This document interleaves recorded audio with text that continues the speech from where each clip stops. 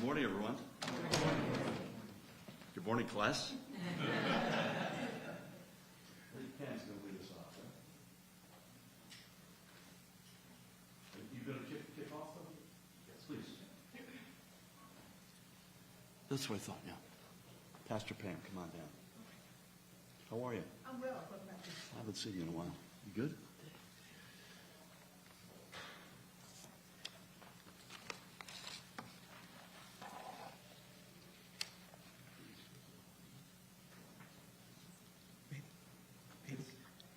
Good morning. Today we gather not only to discuss, but to reaffirm our belief in redemption and justice that goes beyond punishment. We commend the state of New Jersey, Governor Phil Murphy, for advancing plans to issue pardons and commutations, incorporating best practices and expedited consideration for eligible clemency applications. The governor established a Clemency Advisory Board, a courageous step in a society still grappling with systemic racism and a justice system that too often condemns individuals to a lifetime of consequences even after they've paid their debt to society. The late Dr. Martin Luther King said, "Forgiveness is not an occasional act, it's a permanent attitude." Clemency embodies this principle, offering individuals a second chance, a chance not just to rebuild their own lives, but to contribute to their communities with dignity and purpose. As a faith leader, a mother, a justice advocate, I stand with a strong voice for our incarcerated and formerly incarcerated sisters, advocating for gender-responsive needs and the acknowledgement of their humanity. I witnessed firsthand the struggle of those who, despite serving their time, remain burdened by societal judgment and systemic inequities. Many are unable to meet basic requirements for housing, leaving them without a roof over their heads. Others struggle for a second chance, facing challenges in securing employment while lacking the means to afford food, access to health care or mental health services, or obtain essential medications. These barriers, created by the collateral consequences of a prison record, persist for years after the sentences are served. Can we find room in our hearts to recognize that forgiveness and restoration are essential steps towards healing and true justice? We must ask ourselves, are we a society that sees only the mistakes of someone's past, or do we recognize the potential for their future? Too often, those who have served their time are still viewed through a criminal lens, their humanity overshadowed by their record. This perspective denies the essence of what it means to be a just and compassionate society. As theologian Desmond Tutu said, "There is no future without forgiveness." Clemency is not about erasing accountability. It's about acknowledging that change is possible, that people can grow, and that justice must be tempered with mercy.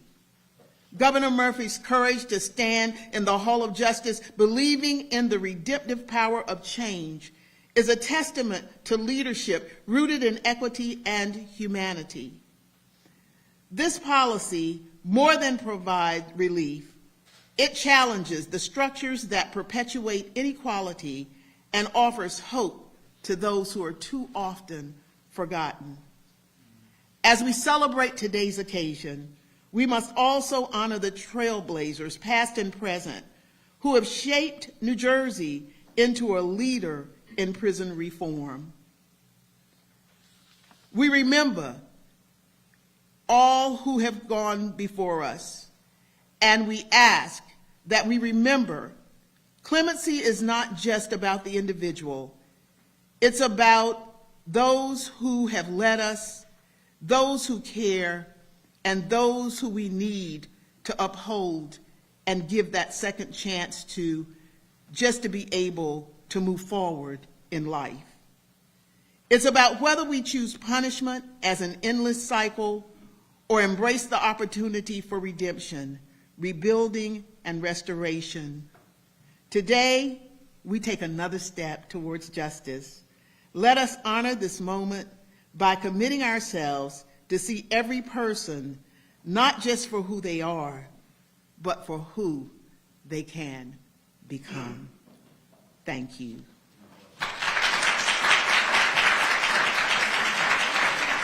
That was awesome. Thank you.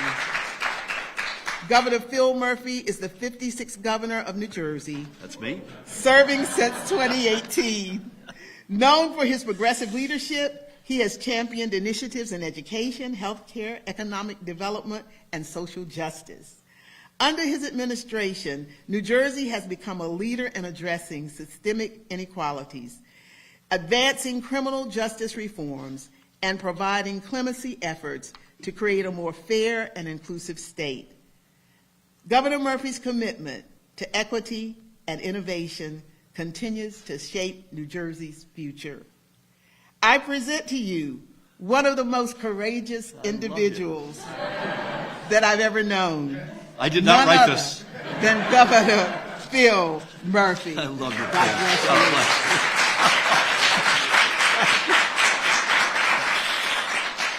You know, there's a public speaking rule of thumb that's been in place for decades. Never follow Pastor Pam. Dr. Pamela Boykins-Jones, thank you for those extraordinary words.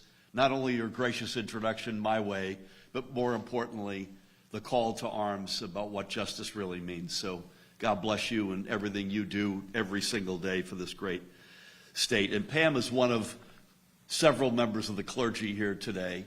I see Pastor Dr. Ronald Slaughter, with whom I was with yesterday at MetLife Stadium. He was happy, the Giants weren't.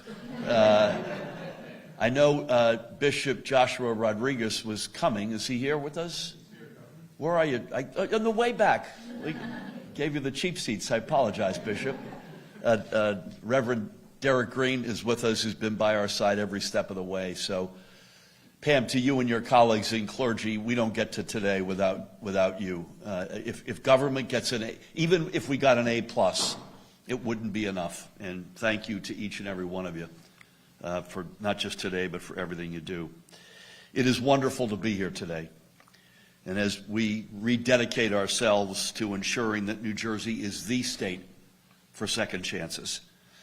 This morning, I'm announcing our administration's first round of pardons and commutations, as part of the groundbreaking Clemency initiative that we launched back in June. Dr. Slaughter, thank you for hosting us then at St. James AME in Newark, New Jersey.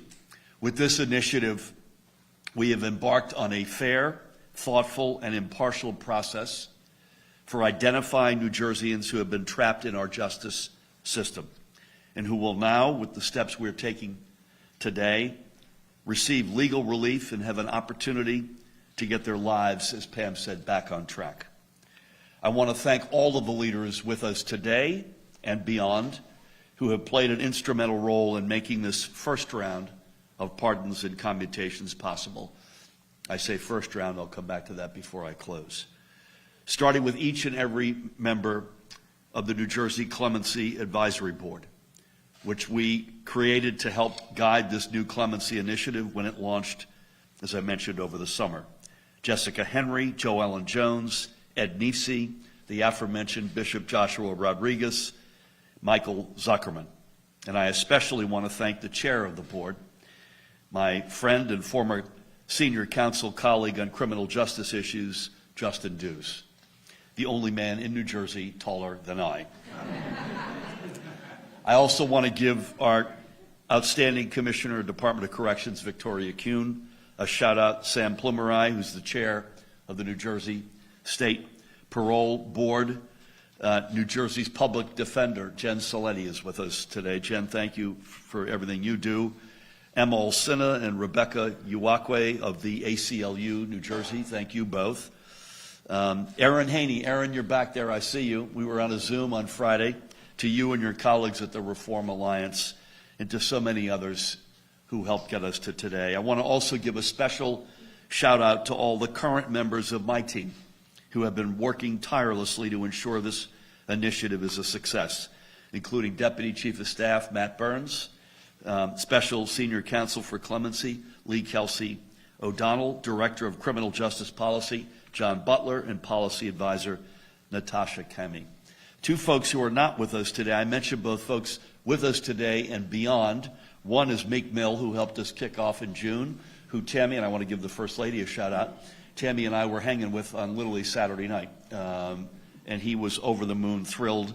He is one of the co-founders of the Reform Alliance, as Aaron knows better than anybody. And also Kim Kardashian, a criminal justice advocate. We were on, Aaron and Kim and I, on Friday for about 40 minutes. And I give her a lot of credit for also getting us to today. So over the past several months, many of the leaders in this room have been working together to transform the way that we provide legal relief to New Jerseyans involved with the justice system. And with this new approach, we have entrusted Justin and his fellow aforementioned members of the Clemency Advisory Board, again, which is comprised, if you don't know their backgrounds, it is comprised of a group of experts with experience across our entire criminal justice system. We have charged that group with the task of reviewing applications from New Jerseyans seeking pardons or commutations. And in the months since we launched this initiative, the board has considered many applications. And upon reviewing them, they have offered recommendations to my counsel's office on which ones should be approved. And I want to give Kate McDonald, who's our chief counsel, and her predecessor, Paramel Garg, a lot of credit for overseeing this process. So today, following an extensive period of deliberation, I am thrilled to announce that we have approved the applications of more than 30 people who we believe have earned legal relief, either in the form of a full pardon or by having their criminal sentence commuted. With this first round of approvals, I will be providing 33 pardons as well as 3 commutations. And rather than dwelling on the intricacies of this process today, I want to instead share a few of the stories of the individuals whose lives will soon be changed for the better, because they have more than earned their second chance. And I believe our state will be better off as a result of their being pardoned or having their sentence commuted. And I want to begin by acknowledging the more than 30 New Jerseyans who will be receiving a pardon today. Because the reality is every single one of these individuals has already proven that they are committed to getting their lives back on track. In fact, each one of them has been living outside of the justice system for at least 10 years. Some of them are veterans, others are active faith leaders or local business owners. And in recent years, all of these individuals have distinguished themselves as upstanding citizens who are dedicated to giving back to their communities. But despite these facts, these individuals have been forced to live under the dark cloud that comes with having a criminal record, and Pam was incredibly eloquent in addressing that point. So for them, receiving a pardon does not just represent redemption. It means it will be much easier for them to go about their daily lives. Everything from applying for a new job, to securing housing, to simply traveling out of the country to visit friends or family. And to quote the words of one of the people I will be pardoning today, Abdur Azim, who is with us and who currently works on reentry initiatives within the New Jersey Department of Corrections, meaning he ultimately works for me. What a frightening thought, Abdur. But I'm going to quote you that receiving a pardon would be, quote, like having a knife pulled out from my heart. Well, for Abdur, who will, by the way, with whom I spoke on Friday, and who will say a few words in a few minutes, and for 32 of his fellow recipients, let me say today you will receive the pardon that you have earned. And I'm honored to say that we will also be providing that same second chance to 3 individuals whose criminal sentences I will be commuting today. Altogether, these 3 individuals, who are all women, have already been incarcerated for a combined total of 66 years. Over the course of their lives, each one of these women has suffered immense hardship. All of them are survivors in one form or another. But when they were originally sentenced for the crimes they committed years ago, they received sentences that were too long based on what we know today. And as a result, these women have been forced to face excessive and, I believe, unjustifiable penalties. But even though our justice system fell short for these women, they have still demonstrated remarkable resolve and growth while serving their sentences. Over the years, each one of them has accepted responsibility for their actions. They have followed the rules while serving their time and offered a helping hand to their fellow residents along the way. And most importantly, they have proven time and again that they are ready to re-enter society and give back to their communities. I would like to briefly share each of their stories, starting with Myrna Diaz, who has been incarcerated for 18 years. While incarcerated, Myrna has turned her life around and dedicated herself to gaining an education. She earned an associate's degree from Raritan Valley Community College, and after that, she went on to graduate summa cum laude from Rutgers University. And outside of her studies, Myrna has devoted her time to practicing her faith, tutoring her fellow incarcerated people, and working dozens of jobs, including as a paralegal in the prison law library, a role in which she has earned high praise for her aptitude and compassion. While incarcerated, Myrna has also rebuilt her relationship with her two sons, and upon her release, she plans to live with one of them. So with today's commutation, her family will finally be reunited. Then there is the story of Denise Staples. While incarcerated, Denise has completed more than 70 institutional programs, including those related to processing trauma, dealing with addiction, and anger management. She recently earned her BA, also from Rutgers University, and in addition to being a leader in her church, Denise also enjoys crochet.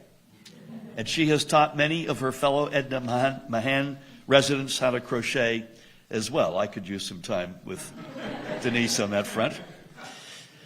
Now, with her sentence commuted, Denise will have a chance to share her thoughtfulness as well as her talents with the world. So just so you know, I signed Myrna's and Denise's commutations just before walking out here this morning. And finally, let me mention Dawn Jackson. While incarcerated, Dawn earned her GED, her associate's degree, and has completed coursework for her BA. She has also participated in more than 60 different prison programs, including serving as a member of the Commissioner's Focus Group at her correctional facility.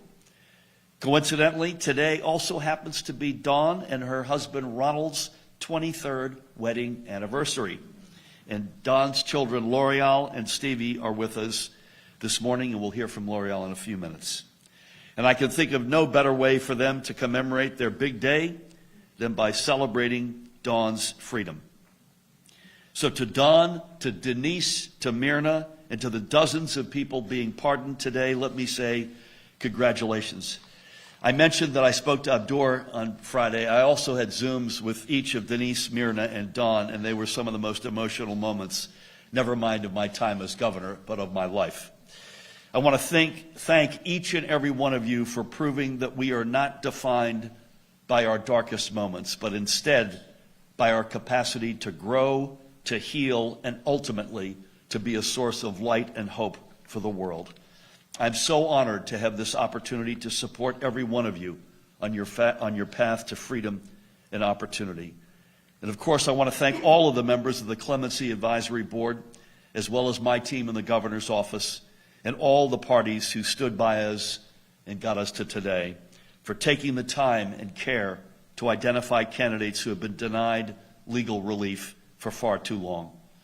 Today, we are correcting that injustice, and in doing so, we are restoring faith in our justice system. Let me close, I referred to this earlier, by saying that though this is the first round of pardons and commutations as governor, it will not be my last. As we approach the final year of our administration, we will continue embracing a fair, impartial, and balanced approach for granting legal relief to New Jerseyans in need of a second chance. So thank you all. This is about the most momentous day I've had in 7 years as governor.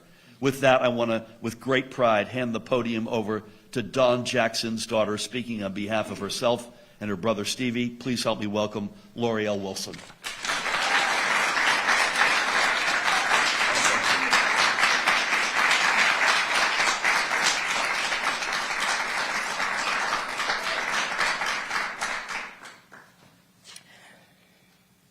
Good morning, everyone. I am truly honored today to have the privilege of sharing my warmest, heartfelt thoughts on behalf of my mother, Dawn Jackson. Today has given me the ability to understand what perseverance looks like, what it means to be resilient through difficult times, and to keep striving no matter what life may throw at you. Dawn Jackson is just that, resilient, dedicated, and fearless. She never gave up the good fight, and that's why I stand here today on her behalf. What this means to me, I can't begin to put into words, but that I'm completely speechless, overwhelmed with joy, and can't wait to experience all that God has for us. What this means for my mother is that she can now go on with her life, creating memories with her children, her grandchildren, continuing the good fight, and enduring all that life has to offer. And by her side, and with that great foundation and support we have, I believe that we will be just fine. I thank everyone who truly made this possible, including Governor Murphy, but most importantly to my mother for never giving up. Thank you all for your time.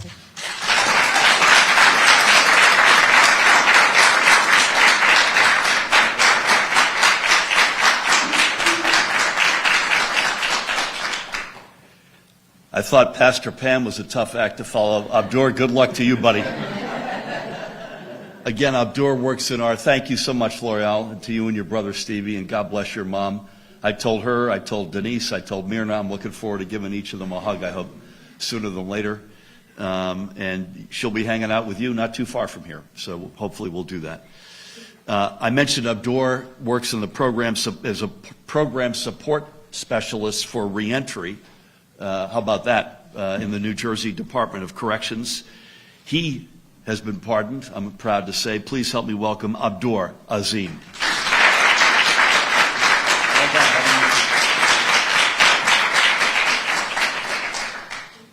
Thank you, Governor Murphy. Good morning, everyone. I would like to first give thanks and praise to God, through whom all things are possible. And what he allows to happen only happens during the time and the season. I would like to thank family, friends, colleagues, and clients who I worked with, as you all have been instrumental in my personal and professional and spiritual growth and development. I want to give a personal and special thanks to Governor Murphy. Your governorship has been reflective of challenge, courage, perseverance. You're committed to public service and change. Your commitment to public service and change has been at the forefront of your policies. You have taken a special interest in ensuring that our returned citizens in the state of New Jersey are provided with reentry services. Thank you for your courage, your commitment to champion the implementation of such progressive policies as the one that's being exercised today, Executive Order number 362. On June 19th, you signed this order, and it granted expedited consideration for certain individuals to be pardoned. This executive order is unique as it has called for the development of an advisory board, which you spoke about earlier, to individually review all applications and make recommendations and considerations. The push to make New Jersey a second chance state is a promise you have lived up to. You have put together a truly diverse, unique, and advisory board to ensure that eligible candidates like me receive a fair opportunity in this election process. Your team was very thorough yet professional in the way that they vetted me as a candidate to receive this pardon. They treated me with respect and dignity during the interview process, and they did not hesitate to call me when they had other questions or concerns in order to get the clarity. Although it has been a 30-year journey for me since my release from prison, I honestly felt like this was the time and season for something miraculous to happen in my life. However, I did not expect it to be a call from the governor. saying, he called me, he said, Mr. Azim, I said, yeah, how you doing? I knew I was getting a call, but I was not expecting to hear your voice. I was expecting to hear Butler and the other crew. but good thing I'm a personal person, I'm always talking, so I know his voice. I said, this is not AI. I said, it can't be AI, because he actually said something personal. To let you know they really vet us, he actually brought up something about my son. He said, you have a son that's working for a law and public safety. I'm like, okay, this has definitely got to be Mercury. Because there's no way he could have knew that. But, however, I did not expect that. But the feelings that I got from that, because he spoke about my feelings earlier, he's kind of still part of my presentation. So I won't talk about that. But I'll talk about the other feelings I got when you actually called me. I cried. I cried. That was my first feeling. My second feeling was that it was just so surreal. Like, I was like, my God, I cannot believe this is happening. It's like a very long time coming. But in closing, this partner is not my end goal. It's definitely not. If those of you who know me, you probably can look at my pars. But nonetheless, this is not the end. This is not my end goal. However, this is the, because it remains a great deal of work to be done when you're providing reentry services and rehabilitation. However, this part serves as an indicator to me personally, letting me know that I'm going in the right direction. Forward as a public servant is still in hope, selling the idea of change to people who are hopeless and struggling because of past traumas and afflictions. This part to me will provide me with the surge of energy to be able to continue to beat the drum of hope for the individuals in need. Thank you, Governor.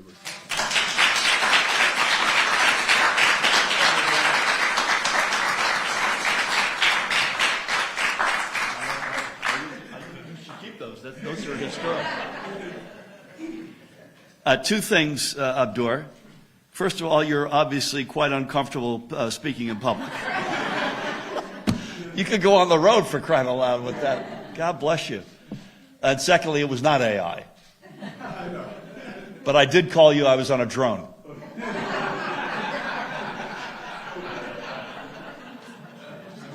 Keep that between us, though. That was really impressive to both of you. That's not easy getting up here.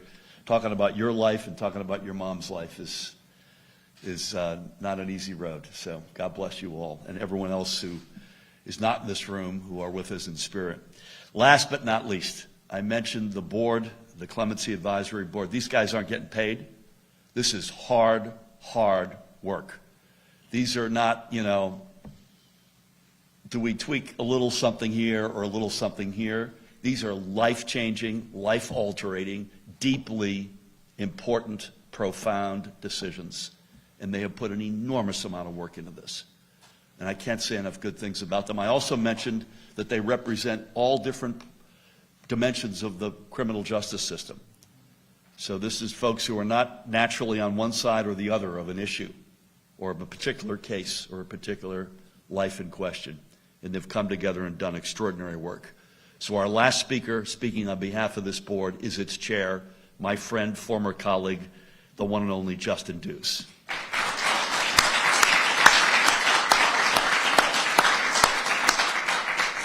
And I said inside, when I'm with Justin, I feel like Pee Wee Herman. Thank you, Governor, and thank you for your warm introduction. I do want to say, yes, we don't get paid, but what we heard from Ms. Jackson's children, what we heard from Mr. Azim, worth more than anything that we could truly get. And thank you for your leadership on this issue. I know that we've already been through some names. Governor, you've mentioned some folks already, but I do think it's worth repeating because I do want to acknowledge some folks in this room. I'd like to thank the members of the board: Joellen Jones, Jessica Henry, Bishop Joshua Rodriguez, Edward Neefsey, Michael Zuckerman. As chair, I'm simply the first among equals. The board members' commitment to fairness and the dedication to this work is what allowed us to be here today. I'd like to thank the governor's office staff who have supported our work: Matt Burns, Lee Kelsey O'Donnell, Natasha Kami, John Butler, Luann Bellardino, Claudia Salvatore, folks who operate without fanfare and whose only goal is a job well done. Many thanks to the State Parole Board, who does the heavy lifting of preparing our clemency applications so that we can review them. And thank you, Chairman Plumrie, for your leadership. Your partnership's indispensable. And finally, I want to thank Commissioner Victoria Kuhn and the Department of Corrections for making sure that those receiving commutations are prepared for release to their families and loved ones and for success after incarceration. Thank you all. Now, with that, we are not here to pat ourselves on the back. We are here to highlight that this is just our first and many more steps to come. As we promised at the beginning of this process, we would not let favor or connections impact our decision-making, and I'm proud to say that we kept that promise. The applications we reviewed, and we are continuing to review, we judged on their merits alone. We reviewed applications from individuals whose addictions drove their criminality, but who worked hard to get clean in all areas of their lives. From folks who, because of the foolishness of youth, went down the wrong path, but who are now role models in their communities. And from those who are still in the middle of their sentences, but have used their time to better themselves and exemplify rehabilitation. And all those who are receiving clemency today, they share this in common. They've accounted for their past mistakes and faced the consequences for their actions. And now, I have one ask for those in the room receiving clemency, for those who couldn't be here today who are receiving it, and for those of you out there who will receive it in the future. I ask that you be everyday, contributing citizens. No more, no less. And we know that some recipients have been doing that for 10, 20, 30 years or more. Just please keep going. And for some, especially those who are returning home, it may take some time adjusting to the outside and the opportunities that clemency provides. So we ask that you take advantage of supports that you have. And to the families, the loved ones, and supporters of those who are receiving clemency today and who will receive clemency in the future, you have a role to play too. We ask that you keep giving these clemency recipients the love and support that they need at all times and hold them accountable when necessary. No one is an island unto themselves. So please continue to be there for them. Their success isn't possible without you. And I make these asks because what we're doing here today is special. Never before has there been a thoughtful, systematic process to review clemency applications in New Jersey.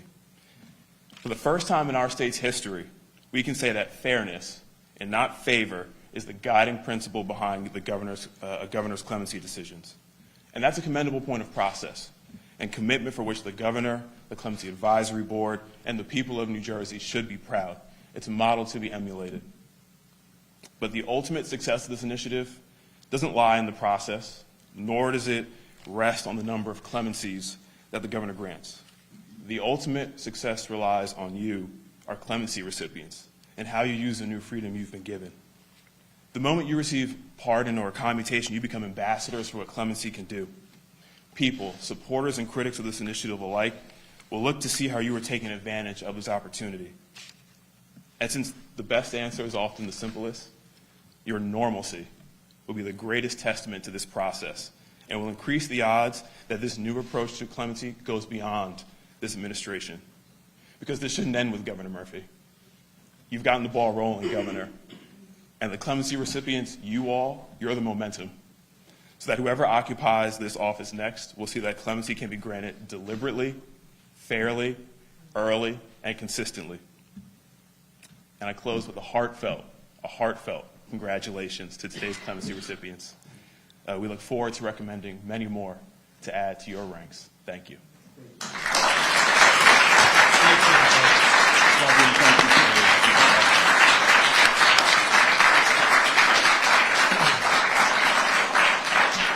Justin, to you and your fellow board members, deep, deep thanks. This is tough stuff, and you've done extraordinary work. And my only regret is that we didn't get to this day sooner. But we will not let any grass grow. We will have more days like this over the next 13 months, I promise you. So with that, could I ask Abdur to come up and join me, and I'm going to sign his pardon. The other pardons I will sign off camera. Come on, buddy. Let's go.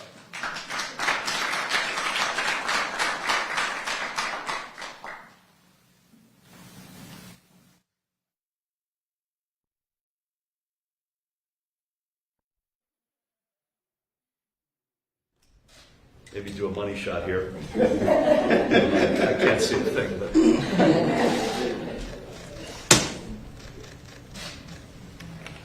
All right, man. You good? Yeah. Good. Great. Abdur Azim, You are herewith pardoned as of this moment. God bless you.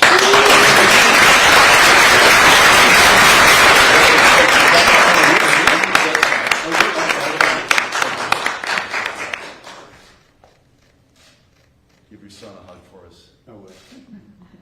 Just Abdur and I are just, Mary Ann, asking ourselves a very simple question. Who gets the pardon, Abdur or me? Except for the paper. You do. Okay, I do. I think Nothing personal. okay. Okay. Could I ask L'Oreal and Stevie to come on up and join me? Thank you, guys. Thank you. I'll get out to one money shot without my glasses even. I can't see it.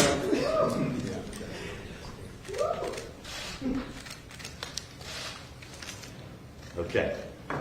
Here goes. We're going to use 3 pens in this one. First one is to L'Oreal Wilson. L'Oreal, God bless you.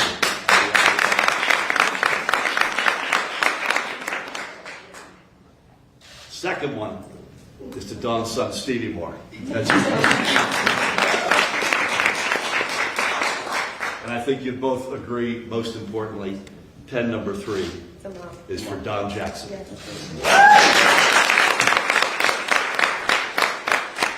should you take this, or how do you want to do that?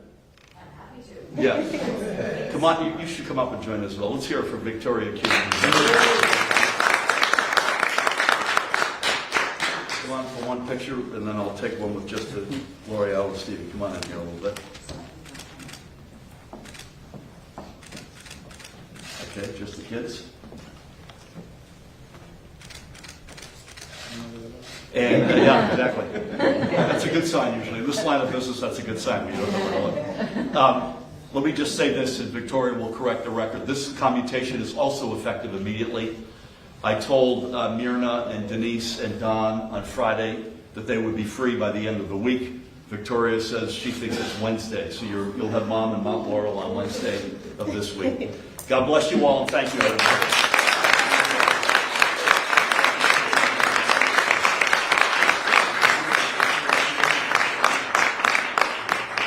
Thank you all. I think for our members of the press, we're going to break down and go across the hall. So give us 5 minutes and I'll be over there. Would love to take pictures with any of you. If you want to do a board picture, or Aaron, you want to do a shot? Anybody else would be an opportunity? I got you.